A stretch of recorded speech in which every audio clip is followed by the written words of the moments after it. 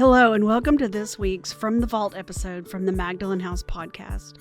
We are a 501c3 nonprofit organization based in Dallas, Texas, and affectionately known by many as Maggies.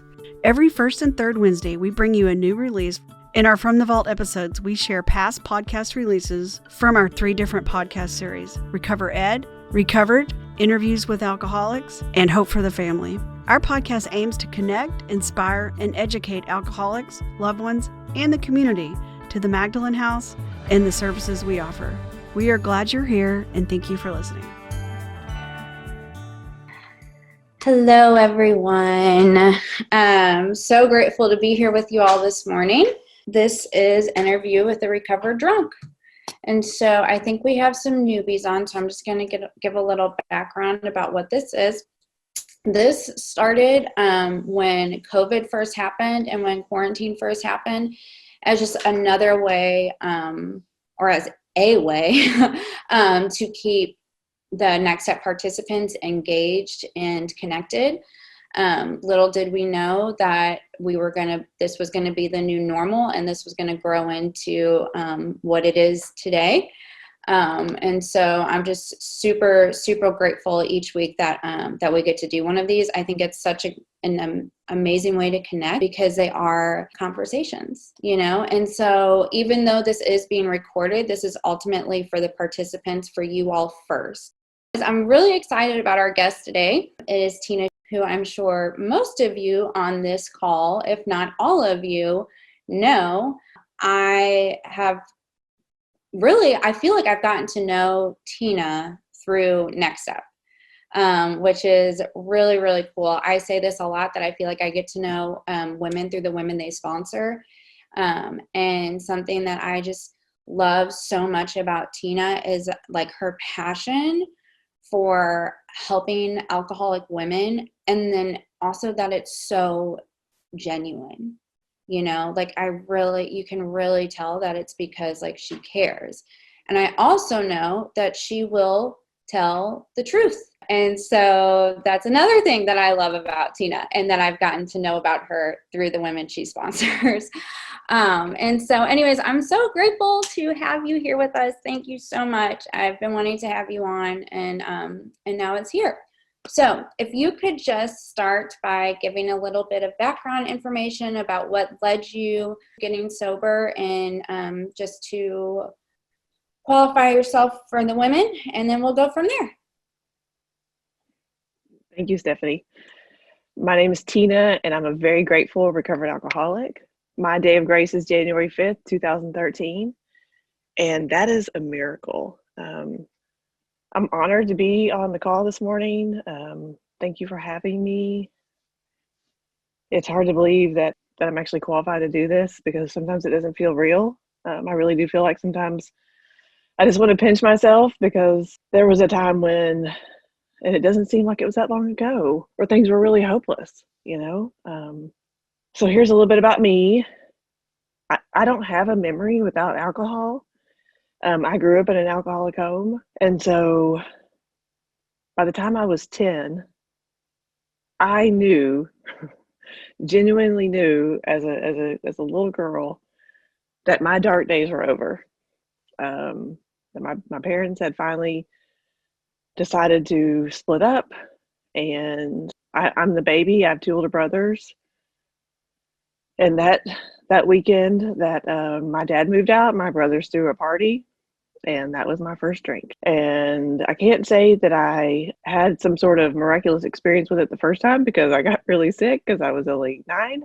But I just didn't know any other way to live life. I mean, it was just what everybody did. And so I remember watching my brothers, and life was not working out for them. But, they still drank. And I'll never forget the moment that I sat on my bedroom floor in middle school, and I just said, God, I'm going to be so different than the rest of my family. I am going to do this. I'm going to have a good life. And I would journal and talk about all my dreams, how I wanted to be a mom, and how I wanted to have a good family, and how I would never do those things that had happened to me and to my brothers. and to my mom. And so that was a minute. I'll never forget that moment. It was like, Tina pulled herself up by her bootstraps, and I was all my self-will. I got a lot of self-will. And that's where it starts to like take over my life. And I went on to be the first person in my family to graduate from college. I always carried around the weight of my brothers, so that my dad would have one child to be proud of. And so everything I did was always by accomplishment, and I was able to achieve a lot. But drinking is a big, big, big part of my story. I drank in middle school. I drank when I went to college. The wheels totally came off. I can't even believe I got a degree, you guys. I remember the week before grades were due, I suddenly was standing in the middle of campus, and I started to truly panic. And I ran to the admin building and to check my grades and make sure I was actually going to graduate, because my grades, I never went to class. So yeah, I made it through college. But that's really when you come to find out. They say in the book, it says that alcohol is just a symptom, right? It's not really my problem. I didn't have a roadmap for what I was doing, and so I got home from college and started to look for a job, and got my own place, and it wasn't long before this job that I had, they said, there's this really nice boy, and he's doesn't have anybody to date. And I was like, I'll put my sign me up. I want to date him. And so next thing you know, I lassoed up a nice boy, and we had a really good time for many, many years, drinking, and we went on to have 2 kids. But here's the thing, drinking was always a part of my story, and it was all fine. Everything was not bad. Like it was, I can look back now and see that drinking was a problem. I drank different than everybody else, but it wasn't really until I had my first child that I could tell a difference, because I had stopped drinking, did the prenatal vitamins, did all the perfect stuff. But as soon as Ryan was born, something was different. And I said, if we're gonna have another one, let's do it quickly, because that was always kind of the plan, to have 2 kids close together, because I wanted them to have each other, based on the way I grew up and based on my goals, right? I'm living life by Tina's goals. And so we had another one quickly, and it was after that I was gone. From 32 to 40, that was it. I was unable to, and at the time I thought that I was unable to control my drinking, but now this is where I started to stutter, because it's so hard to explain, right? Like I thought that I was making these choices. I thought that because parenting was hard, and that was really the one thing that really drove me to drinking more, was this idea of parenting, because I felt so insecure. I felt so unqualified. And it wasn't that, right? It was that allergy starting to kick off, and I didn't know. And so here I am, and I'm literally like the woman who just like every year just starts, walking a little lower and a little lower. And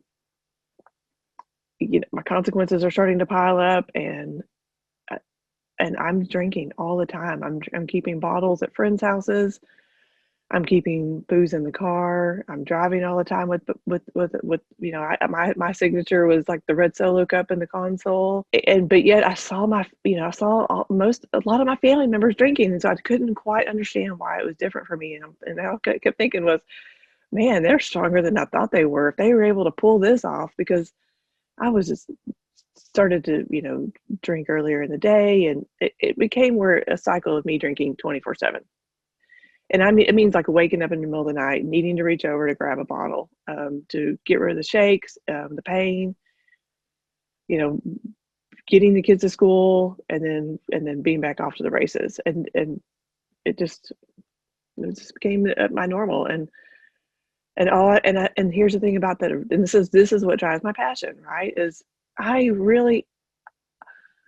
was able to accomplish so much before alcohol started taking me down, and all that will I had, it wasn't working, and I was dying, literally dying, and I had no idea where to go. I had no idea what to do. I had no idea what was wrong with me. And everybody around me, I'm living out, in Frisco, Texas, and I'm around all these families and everyone just is so normal. And I just was in the middle of all by myself. And so God started to, I always say God hit me beside the head with a frying pan, because I probably had a lot more signs before I started to listen. But luckily I had gone, at this point, I'm getting divorced because I needed to leave the home so I could go drink. I knew the kids would be safe. I had gotten into a new relationship with Lori, and we were having relationship problems, and that's not a big surprise, right? And so she said, gosh, things are kind of rocky. We need to go to counseling. And will never be able to repay the woman that said, come to counseling by yourself. Tina, you need to, let's just talk to you. And I kept thinking, oh, great, because I could, everything's her problem. I would love to tell you all about her, all about her issues. But the reality is that she wanted to talk to me about AA. And so she did. She spent a couple weeks breaking down my bias and why I wasn't even willing. And I'm the girl that was never going to stop drinking. And that's what I told everybody. I will never stop drinking. And here's the truth of it, right? I can say this now. I couldn't say it back then. I said it because I have a lot of pride and ego, and I'm really, really, really hard-headed and stubborn. But the reality of it is I didn't want to live without booze, and I didn't know how to live without it, and I knew how bad it was. No one else could understand what I was going through. And so the idea of living without it wasn't even a possibility. So I just was like, I'm never going to give up. I'm never going to stop drinking. But I was really scared. So she convinced me to check out an AA meeting. I went to dinner that night, and I told Lori I had some homework, and I said, I've got to, find an AA meeting. And she, within seconds, had her phone up, and she was like, here are, 4 options. And the top option was a place called the Magdalen House. And we had no idea what we were getting into. We walked in and went to a couple meetings. But the one time that I went to a meeting by myself, this lady walks in, and she looks kind of familiar, and she introduces herself, and I'm like, wow, I know this lady. What is she doing here? It's so wild that she would be here. And we had worked together 10 years prior. And so I listened to her story, and I sat in that meeting room and cried like a baby, because no one had ever talked about the things she was talking about. No one had ever said out loud what I was going through. And so I went up to her and I said, do you remember me? We used to work together. And she looked at me.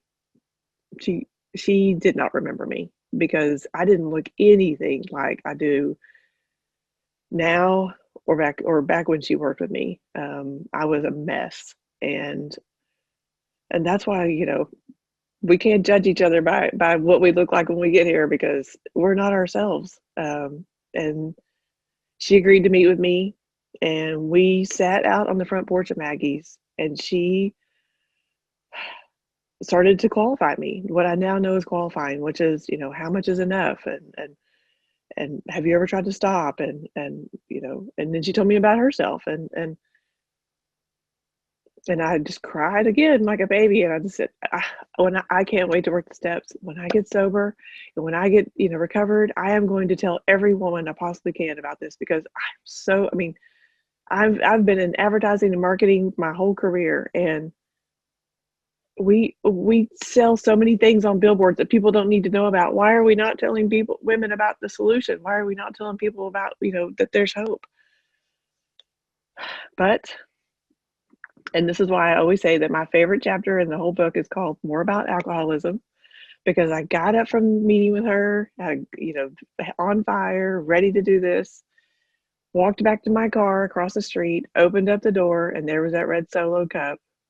And I looked at it and I said, that woman does not know who she's dealing with. I have overcome so much in my life. Now that I know what's wrong with me, I got this, right? I'm going to prove her wrong. And so I met with her September.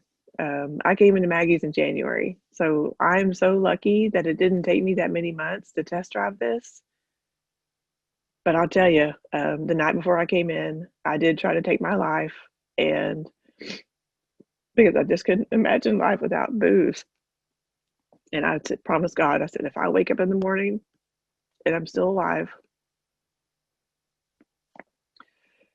then I'll know what you want me to do. And I woke up, um,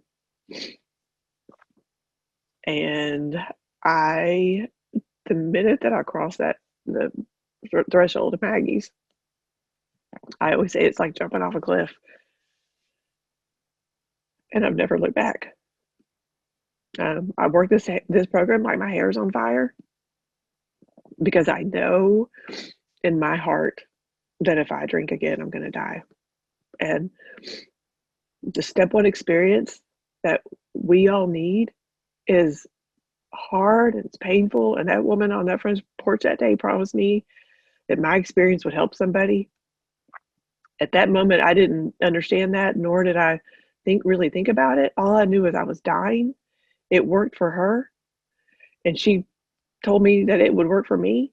And I walked to the doors of Maggie's, and there was a woman standing there. She had been in there in September, when I was first coming to those meetings, and she had relapsed. And so she was standing at the door, and she was like, Tina. And so it was another sign. It was just like, oh, this is it. This is where I'm supposed to be. And that's just been, and here I am, 7 years later. I listened to Ainsley's podcast last night, and I completely relate to her when she says that Maggie's is my home. That Maggie's is where my heart is, and I'm just grateful that I get to be alive and make use of my experience.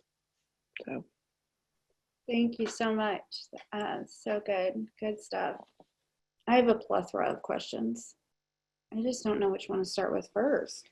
I'm going to ask this one because I feel like it's just one that is asked so much, and we just can't hear enough solution on this topic for the mothers who get here. And how was it repairing the relationships with your children? Were they affected by your alcoholism, and how did God restore those relationships? Because I know that you have a solid relationship with your children today. That's a beautiful question. Thank you for asking me that. Today I do have a good relationship with my kids, and that was one of the things when I sat on that living room floor when I was in my bedroom floor when I was a kid, and I said, I'm not going to do these things to my children. And if I were to tell my story in a long extended version of it, you would go on to hear that I did all those things. And so I knew how they felt. And it was through sponsorship. I have a sponsor who has kids, and I quickly realized when I sobered up, started working the steps, started trying to live life, that I didn't have a drinking problem, I had a life problem. And I still had all those same insecurities I had as a new mom. It was like life had gone on hold almost, because I picked right back up in life and those insecurities that I had when I tried to drink those away. And so through me working this program and constant thought of others and giving them the space, walking the walk, believing the book when it says that there's a long road of reconstruction and we have to take the lead. A lot of prayers with God. And because you can't just put a big blanket of solution over anything, right? It's always in the details and the situations that you come across with kids, because they've got their own story and this is their life too, and I can't erase that. The goal is always, right, is for us as recovered alcoholics to use our stories for good. And there's no different than for my children. And so I have seen and witnessed both of my kids being able to help people or have compassion for people that have gone through the same thing that they have gone through. I walked in on my daughter one night. She was on the phone, and it was late, and I walked in and I said, Megan, it's too late. You need to hang up the phone. And she said, well, it's my friend, and she's in her closet crying because her mom's drinking and she's really scared. And I said, there's nobody more qualified to help her than you. So you just stay on the phone as long as you need to. So it's appreciating and acknowledging their journey and respecting that this is a part of their story and not needing to erase it, but also to support them in their recovery, support them in knowing that I love them. When I was drinking, I was a very ugly drunk. I was mean, and I had sharp tongue. I had harsh words. And so even today, I find myself, and someone had mentioned to me recently about how calm I am. And a part of that is because I have worked to be a rock and not be so volatile, because I always was. And so I want my kids to know that when they walk into a room, I'm not going to lunge at them anymore. And that has taken a lot of just patience on my part, and knowing that they're people. They are real people, and they're going to grow up to be, I want them to know what my dream was, which was, if this becomes your problem, when you get to be an adult, there's a solution, and I'm walking the walk for them. It's just as much as I'm walking it for the women that I love so much. So I hope that answers your question. They both do go to counseling at least once a month. And I believe that just honoring their journey for them and respecting them for what they've been through, and giving them the space and the room to be there. Yes, that was an awesome answer. Thank you. Okay. All right. So I'm going to piggyback off of the relationship with your children. I want to talk about the relationship with your ex-husband, if that's okay, because I know I heard in a happy hour you mentioned that he wanted to buy a brick, and I thought that was so cool, because he probably saw a lot of your alcoholism, but obviously God has done something in that relationship to restore it, right? And so do you have anything that you want to share about that, or an amends, or anything that you want to speak on that topic? I would love to. It's one of the blessings in my life. When he met me, I was a different person. I was more like I am now, and but actually not quite, right? Because being recovered, it really is a magical place to be. Yeah, he is the one that bore most of the brunt of my drinking. We were married for 9 years, and I was never going to get married. From my experience, I just said, if I ever get married, I'm never going to get divorced, because I've been through that before.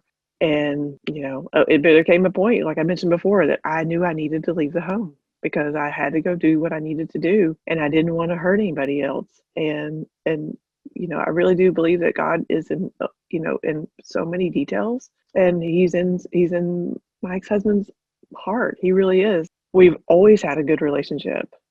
There are times, of course, that he doesn't like me, and I'm sure that's more often than not, but he's a good dad, and he's always been able to put the kids' interest above ours.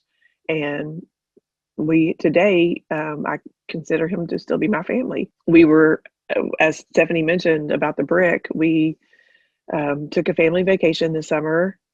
Lori had a trip that she needed to use, and so we had other plans, but because of COVID, we decided to stay in the States and take a family trip. And so we jokingly said, why don't you, we invited him to come with us, and because when the kids fight, at least they won't have to call you. You'll already be there. And so we were on the beach one morning, and an email had come through about the brick campaign, and Lori was asking me about it, and I was giving we were just having a conversation about it. And he said, what's this brick? What are y'all talking about? And we explained it to him, and he said, yeah, I'm definitely going to buy a brick. And we kind of looked at him, and he goes, what?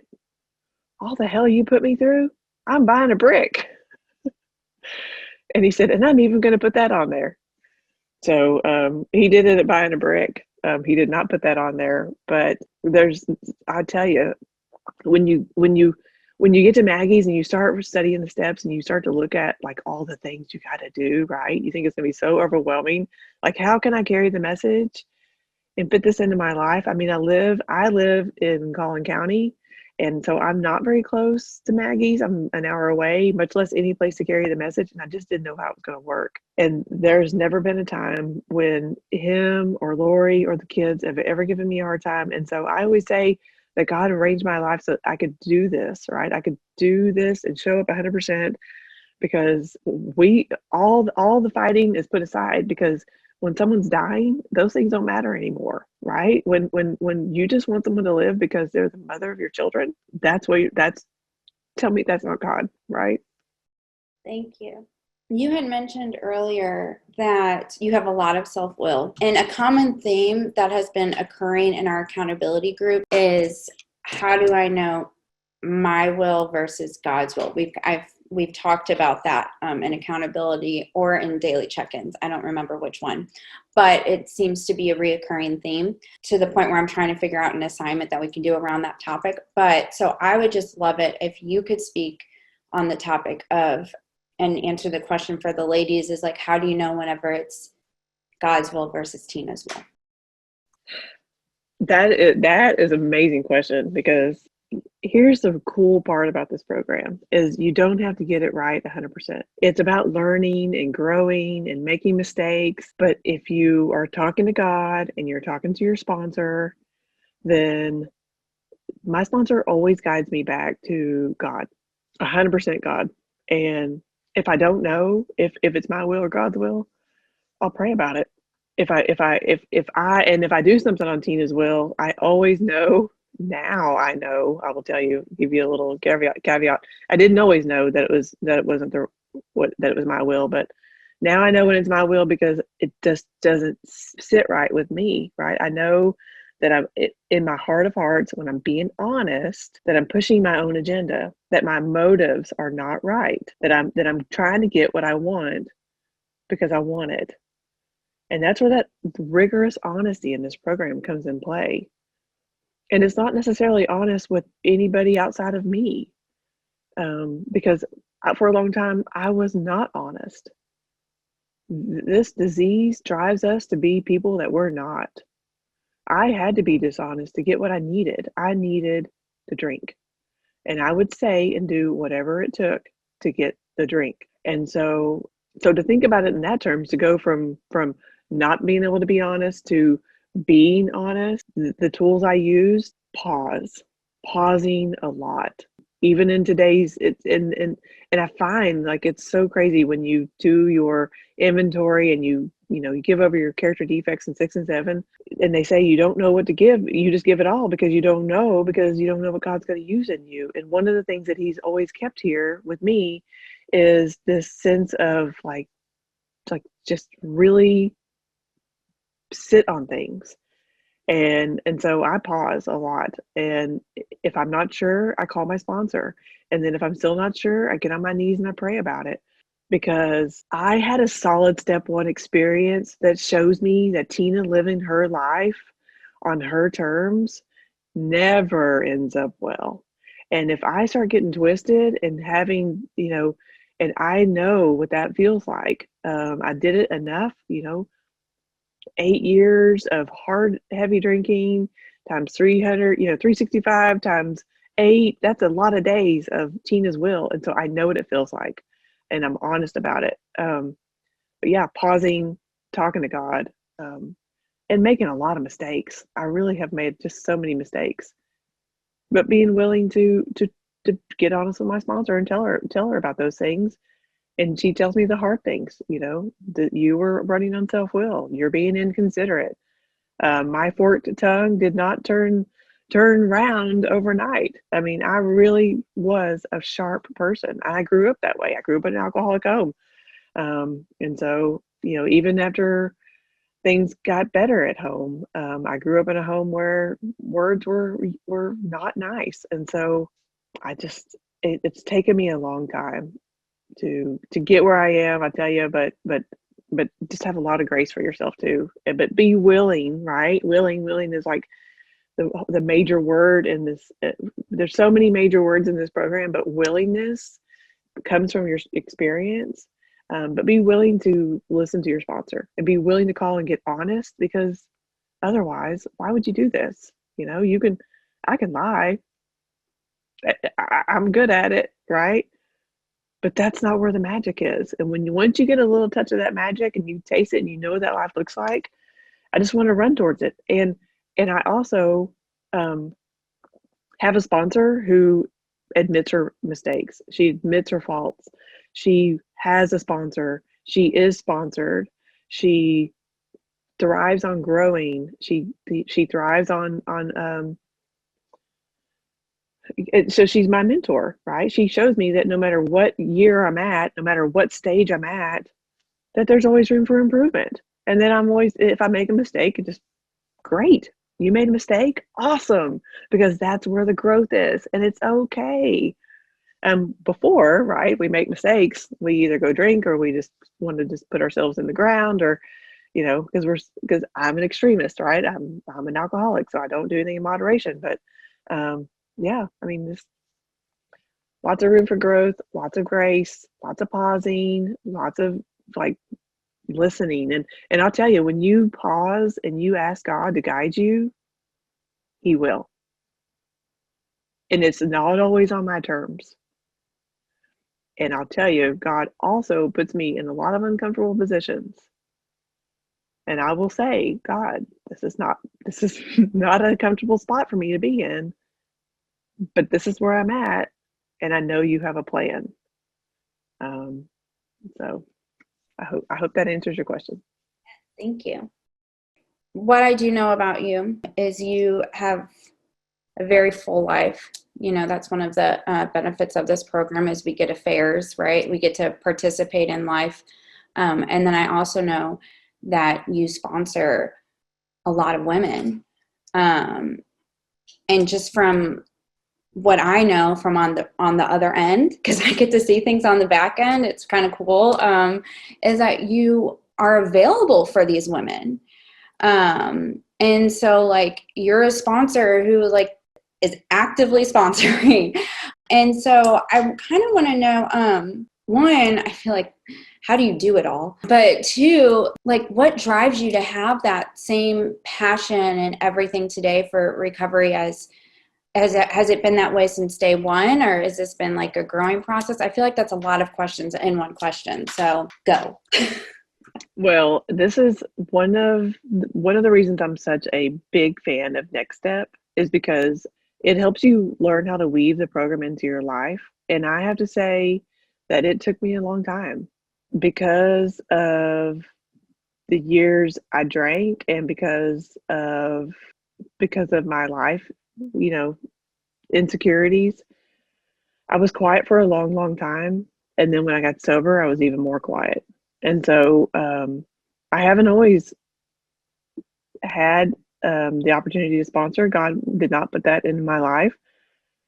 And I really do believe that whatever He sends my way is what His plan is. And so this is what happens when you pray for your will and God shows you what His will is.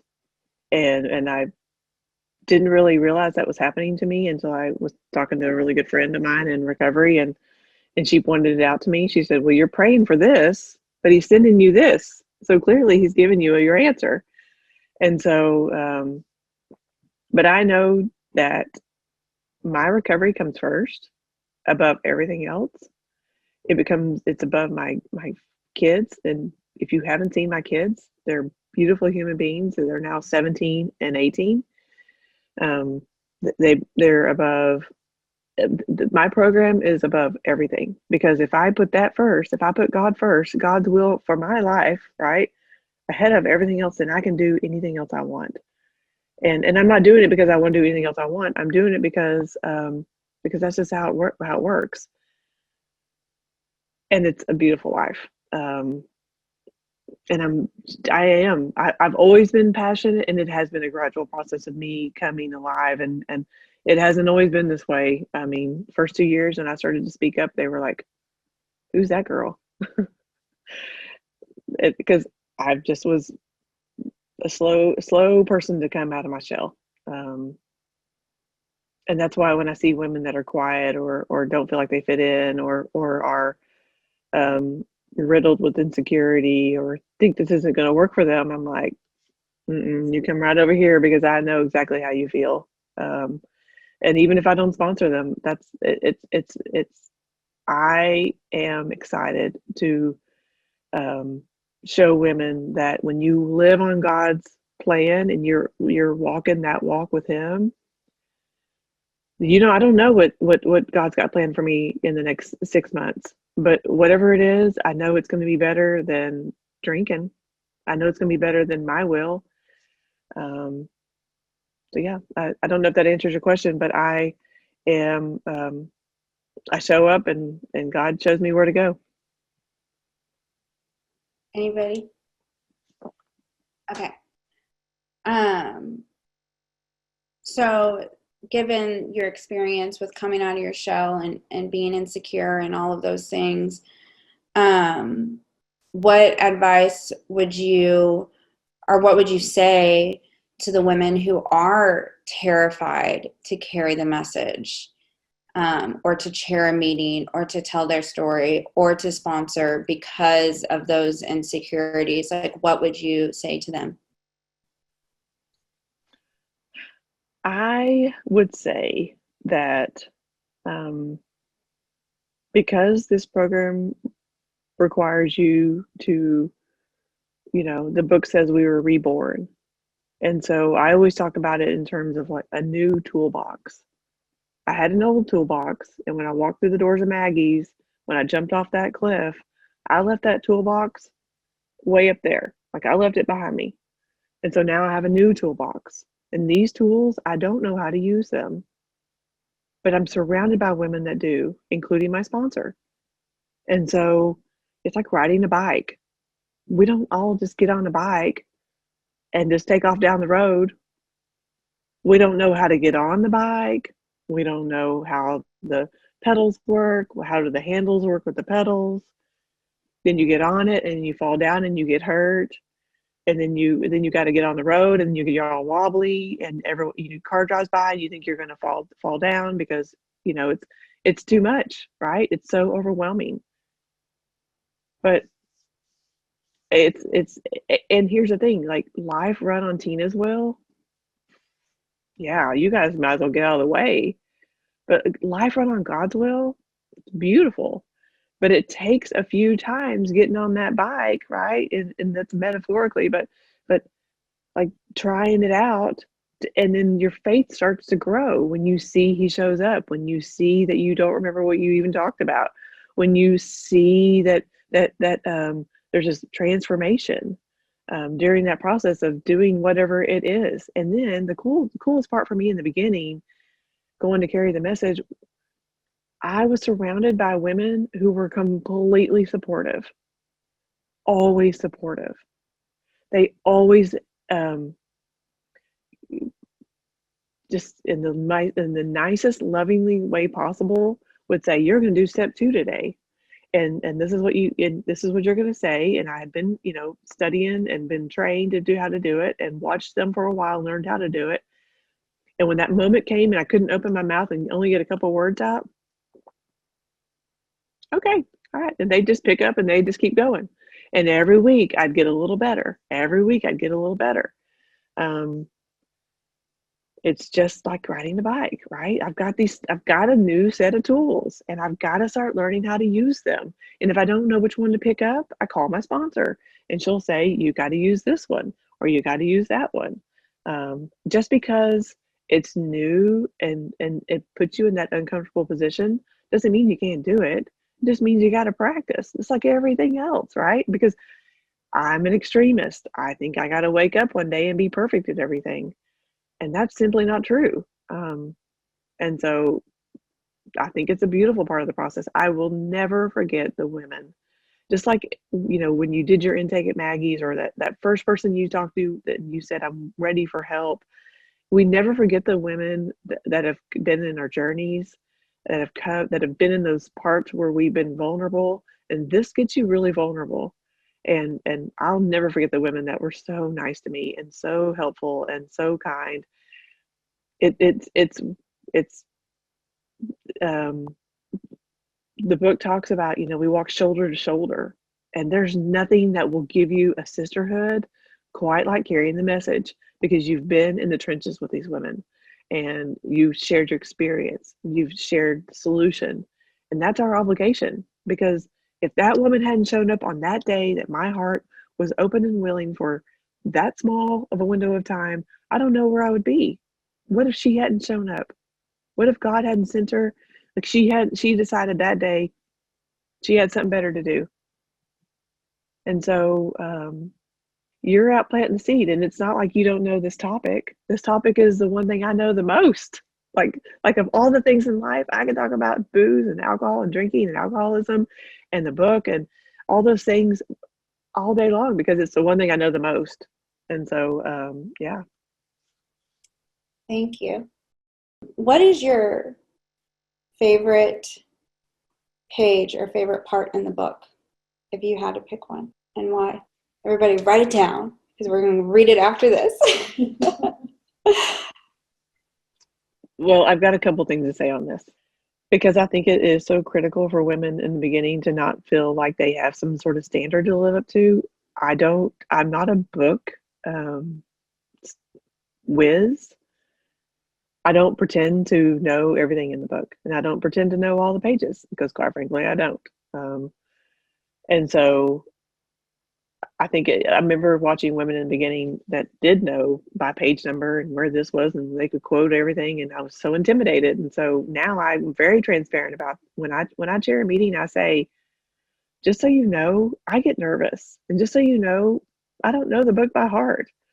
But I will tell you, I've got two parts, and I'll tell you what I put on my brick, because that took a long time for me to decide. And my favorite line in the book is, half measures availed us nothing. And that is because I never went halfway to the liquor store. And so I know what that means. I know that I have to give myself 100% to this, because that's what it requires, because I gave more than 100% to drinking. And so 100% to this program is still like a bazillion times easier than drinking. But my favorite chapter in the book, and I think I mentioned this earlier, is more about alcoholism, because there is a level of acceptance that comes with being an alcoholic. You don't just wake up one day and say, I'm an alcoholic and everything, okay, great, let's move on. We're hard-headed. I'm hard-headed.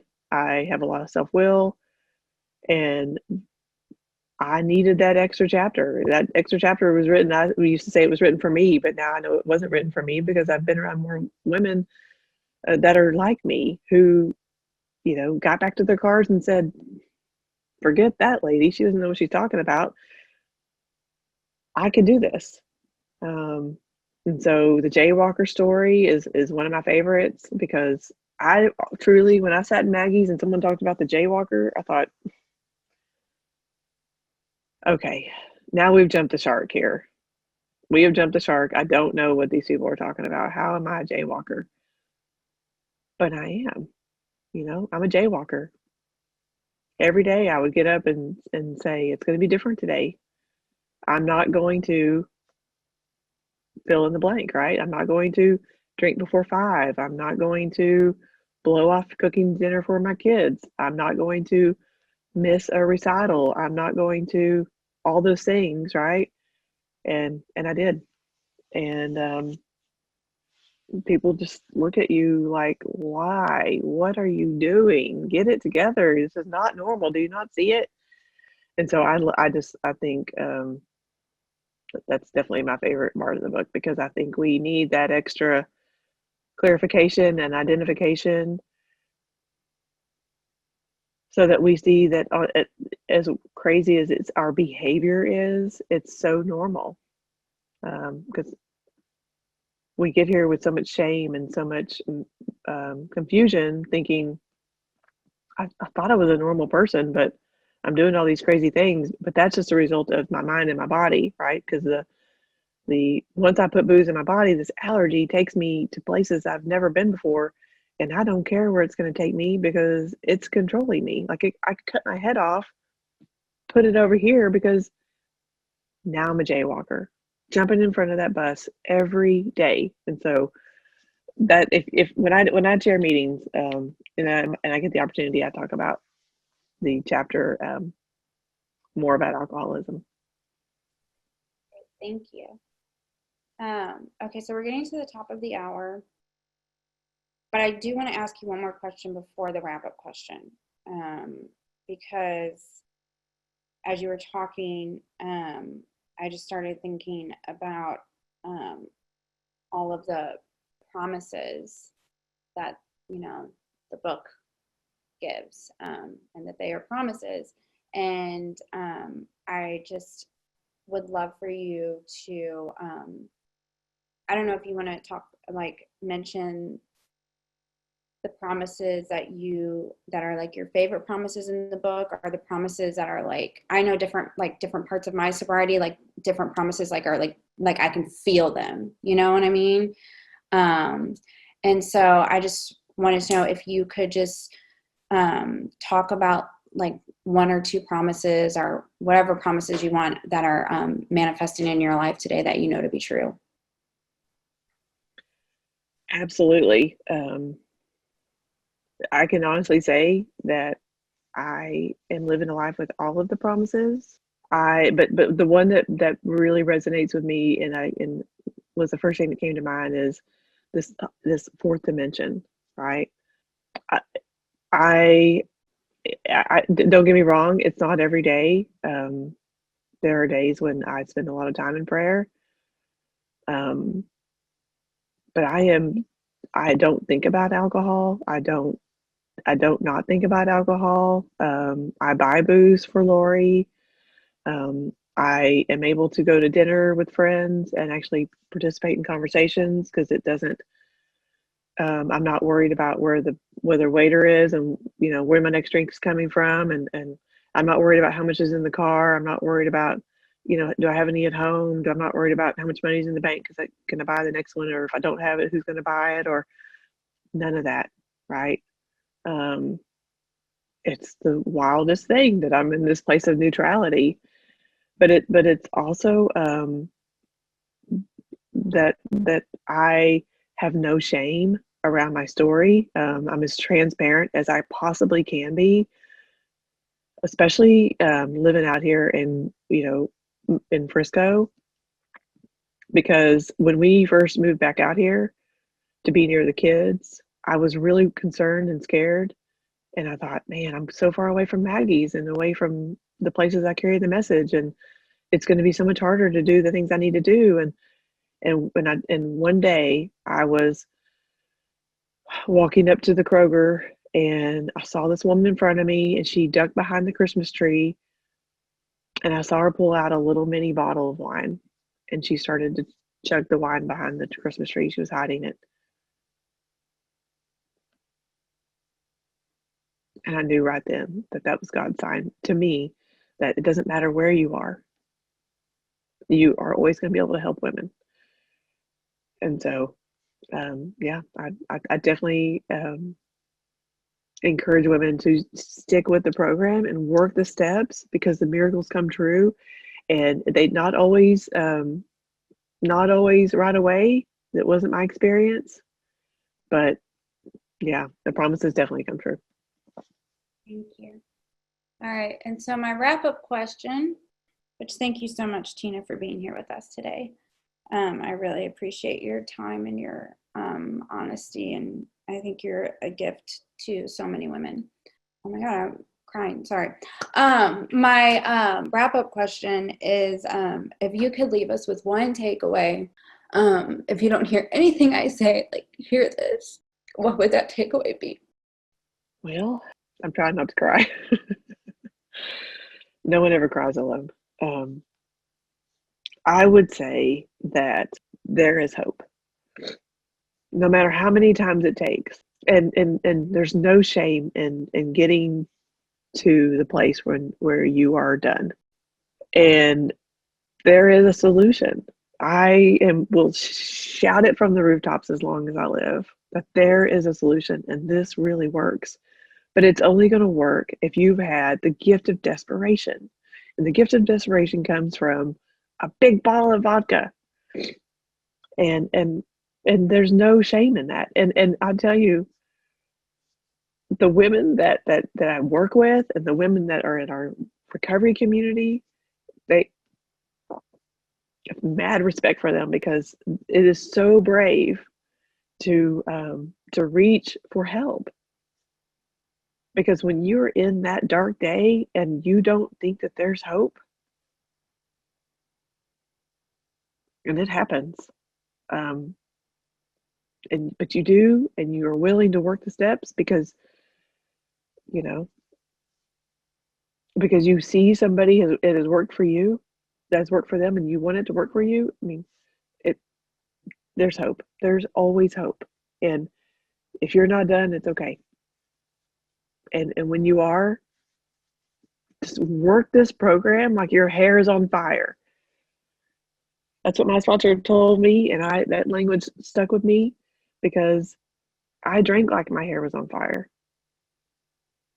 Because half measures availed me nothing. Awesome. Thank you so much. All right, y'all. Have a wonderful rest of your day. I will see the Thursday group at 4 o'clock. Thank you, Tina. Thank you, Tina. Love you. Thank you, Tina. Aw. Yeah. Thanks for having me, you guys. I love y'all so much. We hope you've enjoyed this From the Vault re-release of the Magdalen House podcast. Tune in every first and third Wednesday for a new release from one of our 3 podcast series. To learn more about the Magdalen House and the services that we offer, visit magdalenhouse.org or follow us on your favorite social media channel by searching for the Magdalen House.